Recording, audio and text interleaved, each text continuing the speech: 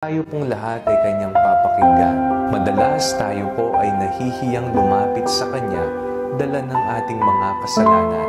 Nahiya tayong magbalik loob sa Kanya, kaya nakakalimutan na natin o sinasadya na natin hindi magdasal o pumunta sa simbahan upang magsimba.